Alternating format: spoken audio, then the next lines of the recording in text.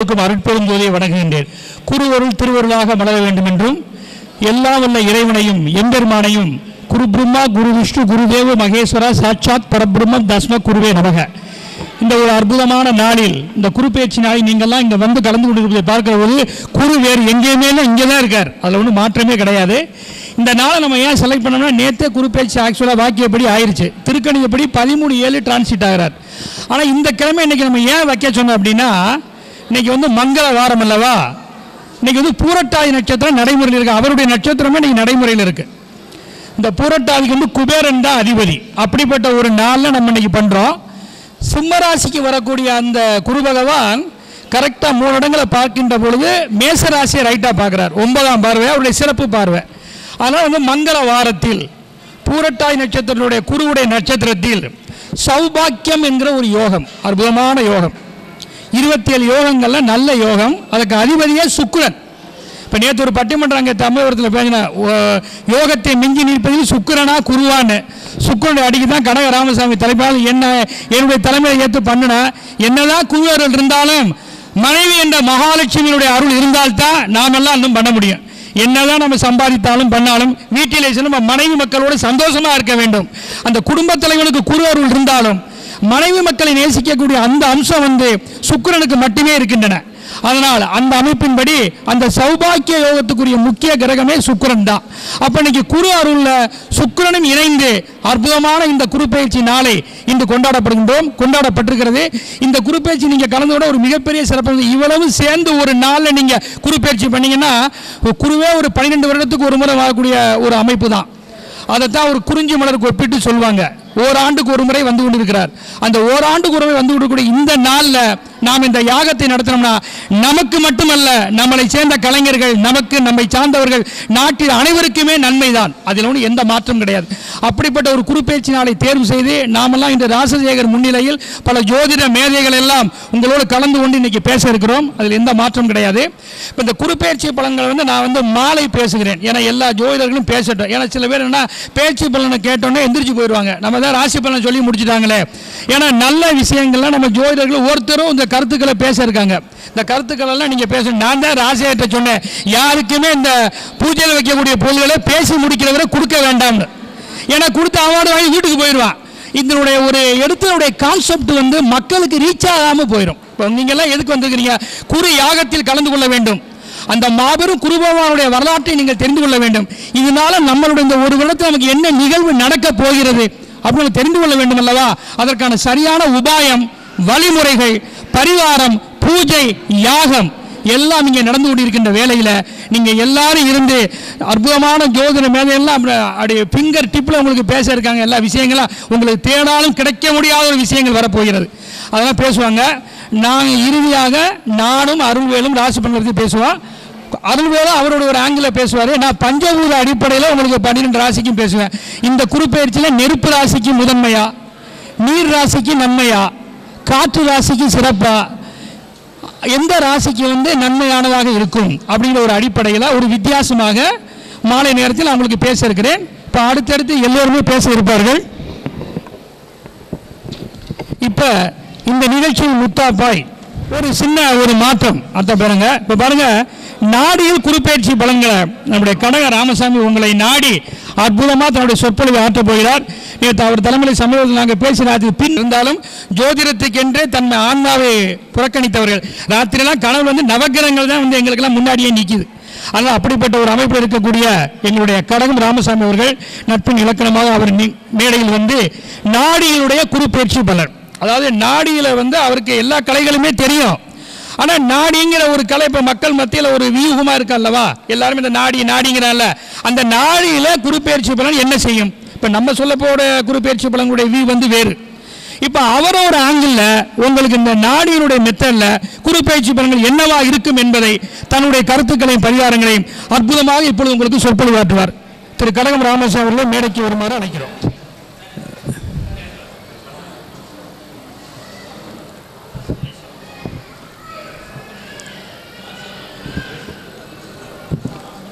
गुरुर् ब्रह्मा गुरुर्विष्णु गुरुर्देवो महेश्वरः குரு சாட்சாத் பரபிரம்மம் தஸ்மை ஸ்ரீ குரவே நமக. ஓம் கணானாம் துவா கணபதிகம் ஹவாமகே கவிம் கபீநாமம் வஸ்திரவஸ்தமம் ஜேஷ்டராஜம் பிரம்மணாம் பிரம்மணஸ்பத ஆனர்சுன்னுதிபீசுதசாதனம் ஸ்ரீ மகாகணபதியே நமக. நமஸ்தே அஸ்து பகவன் விஸ்வேஸ்வராய மகாதேவாய திரியம்பகாய திரிபுராந்தகாய திரிகாக்னி காலாய காலாக்னி ருத்ராய நீலகண்டாய மிருத்யுஞ்சயாய சர்வேஸ்வராய சதாசிவாய ஸ்ரீமன்மகாதேவாய ஓம் திரியம்பகம் நிஜாமகே சுகந்திம் புஷ்டிவர்த்தனம் பூர்வாரிகமிவ பந்தனான் மிருத்யோர்முக்ஷீய மாமமிர்தாத். இது ருத்ரம், சமகம், நமகம் என்று சொல்லக்கூடிய ரிக், யஜுர், சாம, அதர்வண என்று 4 வேதங்களிலே ரிக்வேதத்திலே நடுநாயகமாக விளங்கக்கூடிய ஒரு பகுதி ருத்ரம். அதுதான் நமச்சிவாய மந்திரம், அதில் தான் இருக்குது. இப்போ அந்த ருத்ரம் படிக்கணும் 1.5 மணி நேரம் கிட்டத்தட்ட ஆகும். அந்த கீழே கேசட் போட்டு சில பேர் கேட்பாங்க. நான் சொன்ன இந்த கணபதி தியான ஸ்லோகத்தோட இதை ஒரு ட்ரிப்பு சொன்னோம்னா ருத்ரம் படித்த பலன் கிடைக்கும். இந்த ருத்ரம் எதுக்காக சொன்னால், நாம் ஆரம்பிக்கின்ற எந்த பூஜையாக இருந்தாலும், திருமண சுபகாரியங்களாக இருந்தாலும், ஏதோ தொழில் நடத்துவதாக இருந்தாலும், எந்த தொழிலாக இருந்தாலும் அது வெற்றிகரமாக தடையின்றி நல்லா நடக்க வேண்டும் என்பதற்காக பிரார்த்தனை செய்வது. தடங்கள் இல்லாமல் நடக்க வேண்டும், வெற்றிகரமாக நடக்க வேண்டும். அப்புறம் இப்படின்னா தெரியும், எல்லாம் டப்பு அது வேணும், அதுலேயும் பிரச்சனை இருக்கக்கூடாது. அப்படி எல்லா வகையிலுமே அது முத்தாய்ப்பான ஒரு ஷார்ட்கட்டாக இந்த மந்திரம், ருத்ரத்தினுடைய மந்திரம். நீங்கள் பத்திரிக்கைலாம் கூட நிறைய எழுதியிருக்கேன், வரும். இதை நீங்கள் ஜபிக்கலாம், உங்களுக்கு நல்ல பலன் கிடைக்கும். இது பூத பிரேத பைசாச உபத்திரங்கள் நீங்கும், கிரகதோஷம் விலகும், ஈவ் டீசிங், புயல், வெள்ளம், காற்று, மழை, இடி, மின்னல்கள், பேராபத்துகளிலிருந்து நம்மை காக்கும் ஒரு மந்திரம். இப்பொழுது சொன்னது மகா மந்திரம், அது மிருத்யுஞ்சய மகா மந்திரம். அதோட தொடங்கலாம்னு தொடங்கினேன். ஏன்னா அதை பற்றி சொன்ன சில தெரிஞ்சவங்க நிறைய பேர் இருப்பாங்க, தெரியாதவங்க இருப்பாங்க. தெரியாதவங்களுக்காக சொல்லப்படுகிறது, தெரிந்தவர்களுக்காக அல்ல. நீங்கள் எல்லாம் நிரம்ப படித்தவர்கள், படித்து கொண்டு இருப்பவர்கள். உங்களுக்கெல்லாம் இது தெரிந்த விஷயமாக இருக்கலாம். இருந்தால் தெரியாதவர்களுக்காக இந்த ஒரு இன்ட்ரோடக்ஷன் கொடுக்குறேன், வேற ஒன்றும் இல்லை. இப்போலாம் ஸ்பெஷல் என்னன்னா தட்சிணாமூர்த்தி தான் ஸ்பெஷல். நவகிரகத்தில் குரு பகவானே எல்லாரும் மறந்துட்டோம், எல்லாம் தட்சிணாமூர்த்திகிட்ட தான் போய் நிற்கிறோம். அந்த மாதிரி பண்ணிட்டான் நம்ம மக்கள், ஜோதிட பிரம்மாக்கள் செய்த வேலை. ஏன் அப்படின்னா, குரு பகவானுக்கு இப்போ உங்களுக்கெல்லாம் ஒரு குரு இருப்பார். அது மாதிரி நவகிரகத்தில் குரு பகவானுக்குடைய குரு யாருன்னா தட்சிணாமூர்த்தி. அதனால உங்களை மாதிரி பிரம்மா ஒருத்தர் என்ன பண்ணாரு, ஜோதிட பிரம்மா, குரு பகவானுடைய குரு தட்சிணாமூர்த்தியா, இது மஞ்சள் தூட்டு போட்டாலும் கொண்டக்கடலை போட்டாலும் எல்லாம் அவருக்கே போடியா, குரு பகவானுக்கு செஞ்ச பலன் கிடைக்கும்னு சொல்லிவிட்டார். அதனால எல்லாம் போட்டான். அந்த ஐயர் என்ன பண்றாரு, கொண்டக்கடலை மாலைலாம் இங்கே போடாதீங்க, நாற்று எடுக்குங்கிறா அவரு.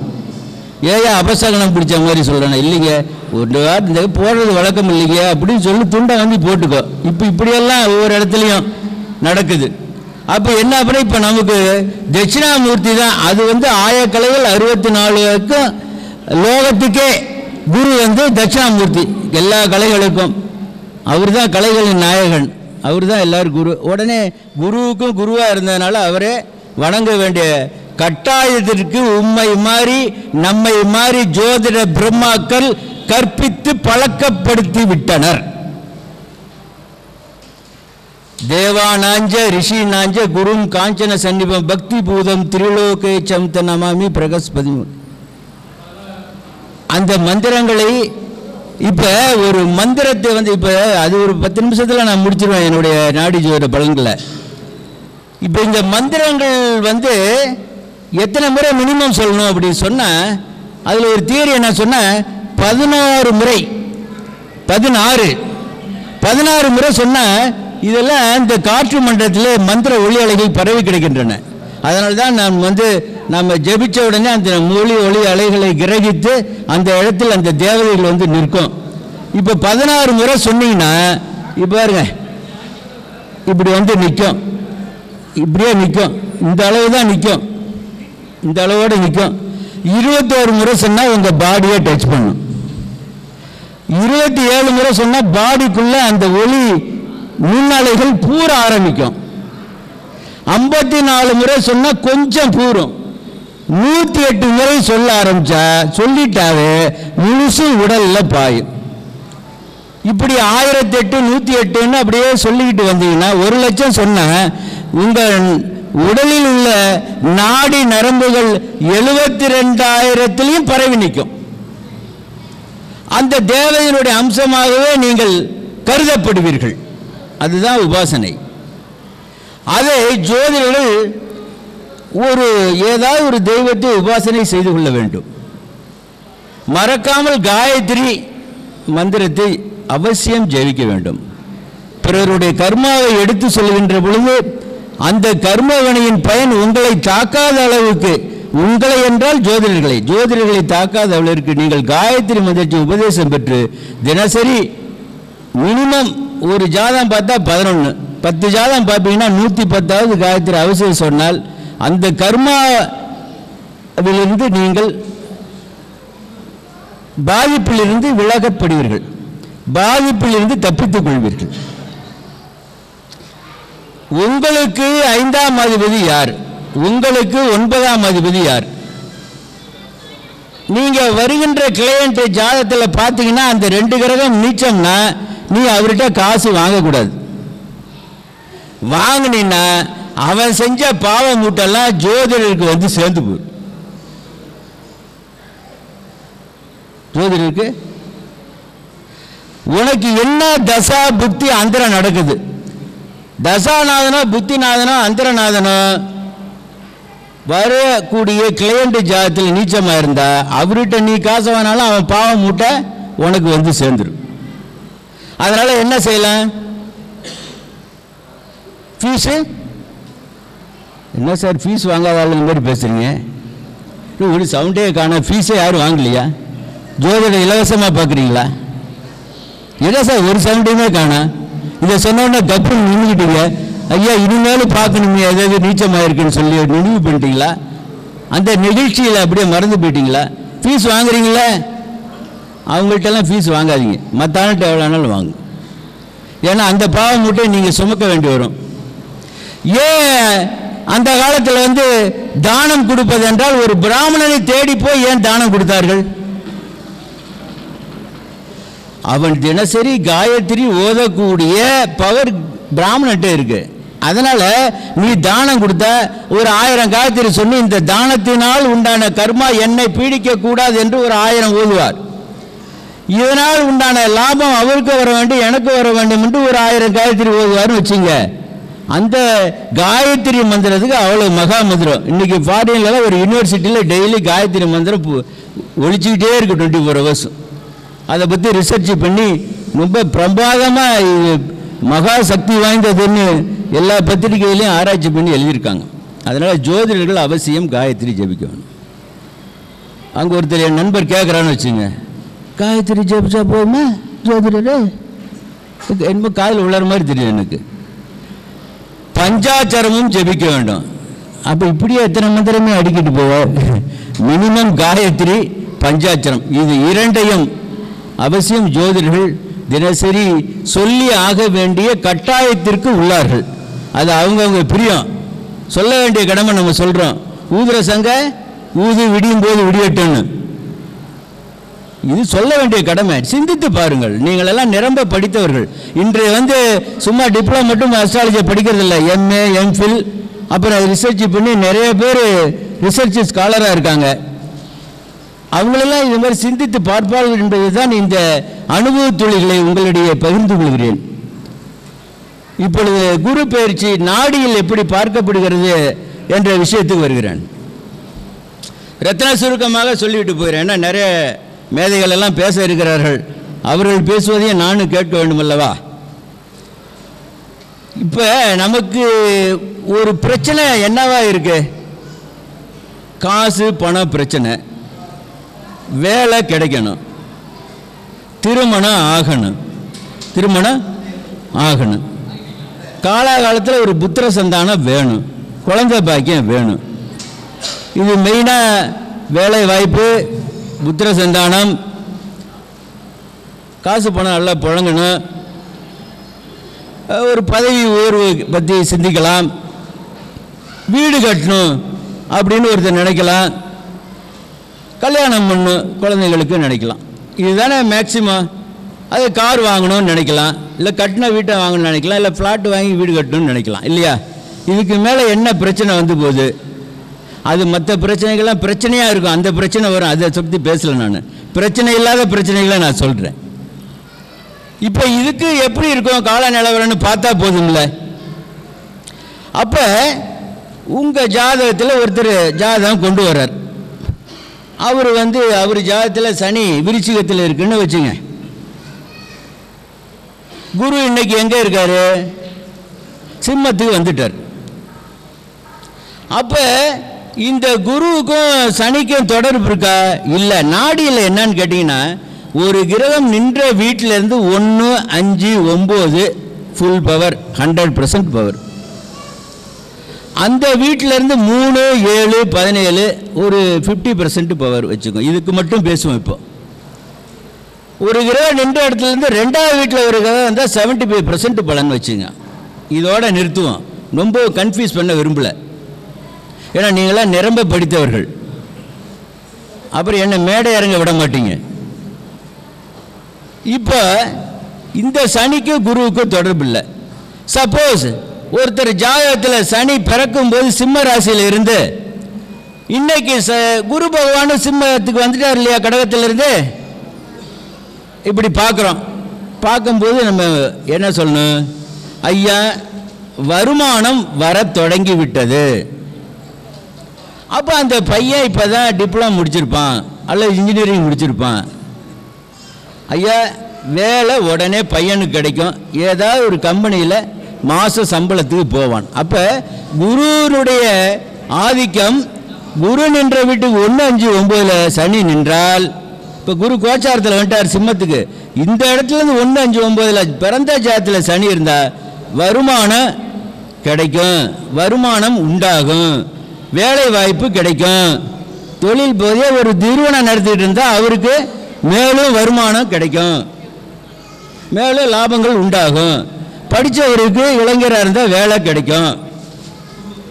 ஒன்றுமே இல்லை, ஒரு SLC படித்த பையன் என்ன செய்ய புரியல, குடும்பத்தில் கஷ்டம், எங்கேயோ ஒரு வேலைக்கு அனுப்பலாம், மாதம் சம்பாதிப்பான். அப்போ இந்த குருவினுடைய ஒரு திரிகோணத்திலே 1, 5, 1 திரிகோணத்திலே சனியினுடைய நிலை பிறந்த ஜாதத்தில் இருக்கின்ற பொழுது அவர் வேலை வாய்ப்பு, வருமானம் இதெல்லாம் கிடைக்கும், படித்த வேலை கிடைக்கும், தொழில் பண்ணுறவங்களுக்கு நல்ல லாபம் கிடைக்கும். இதே நிலையில் இந்த ஒருத்தர் கேட்குறாரு உங்களை ஜாதகத்தை கொடுத்தோன்னா பலன் கேட்காமலே ஏதோ இப்போ ப்ரொமோஷன் கிடைக்குமா சொல்லுங்கன்னா, கிடைக்கும்னு சொல்லிடலாம், ஆணித்தரமாக சொல்லலாம், அடித்து பேசலாம். குரு நின்ற கோச்சாரத்தில் வந்துட்டார் சிம்மத்துக்கு, அவருக்கு திரிகோணத்தில் அங்கே சனி இருக்குது, உனக்கு பதவி உயர்வும் கிடைக்கும்னு சொல்லலாம், தாராளமாக சொல்லலாம். அதே நேரத்தில் இதுக்கு இந்த திரிகோணத்தில் சந்திரன் இருந்தால் பதவி உயர்வோடு இடமாற்றத்தோடு பதவி உயர்வு கிடைக்கும், இப்போ இருக்கிற இடத்துல கிடைக்காதுன்னு சொல்லணும். ஏன்னா குரு இடமாற்றத்தை செய்யக்கூடியவர். இப்போ தனியான முறையில் சனி ப்ளஸ் சந்திரன் குரு பார்வை, குரு சேர்க்கை இருக்கின்ற பொழுது பதவி உயர்வோடு கூடிய இடமாற்றம். இப்போ தனிப்பட்ட முறையில் சிம்ம ராசியில் குரு வந்தார், அதிலேருந்து திரிகோணத்தில், அப்போ அதே திரிகோணம்னா தனுசு, சிம்மம், அதுக்கு 9ஆம் வீடு மேஷம், இதில் சந்திரன் இருந்தால் வீடு மாற்றம் உண்டு. ஐயா, நீங்கள் வாடகை வீட்டிலேருந்து இன்னொரு வாடகை வீடு போகலாம், தொழிலில் டிரான்ஸ்ஃபர் ட்ரை பண்ணால் கிடைக்கலாம், கடன் கொஞ்சம் அடைபடும், பையன் சுக்கிரதசை நடக்குது, இளமையிலே சுக்கிரதசை வரக்கூடாது. இப்போ குருக்கு திரிகோணத்தில் சந்திரன் இருக்கிறனால பையன் அடாவடித்தனம் பண்ணுவான், சைட் அடிப்பான், பிள்ளைங்களை வம்பிழுப்பான், ஜாக்கிரதையாக பார்த்துக்க, தரும அடி விழாமல் பார்த்துக்கன்னு சொல்லணும். அது சொன்னால் தான் அவர் கொஞ்சம் ஜாக்கிரதையாக பிள்ளைய பார்ப்பார். அதுக்கு தான் ஜோசியர்கிட்ட வர்றாரு. அதெல்லாம் ஒன்றும் பயப்படான்னு சொன்னால் அடி விழுந்து போய் என்னையா ஜாத்தை காமிச்சேன் பயப்படாதுன்னா அடி வாங்கிட்டு வந்து நிற்கிறாம்மா இல்லையா? இந்த காம்பினேஷன் ஸ்டெப் பை ஸ்டெப்பாக உங்களுக்கு சொல்கிறேன். இப்போ தனிப்பட்ட முறையில் வந்து அது குரு நின்ற வீடு சிம்மம் இன்னைக்கு கோச்சாரத்தில், அதுக்கு 2வது வீடு கன்னி.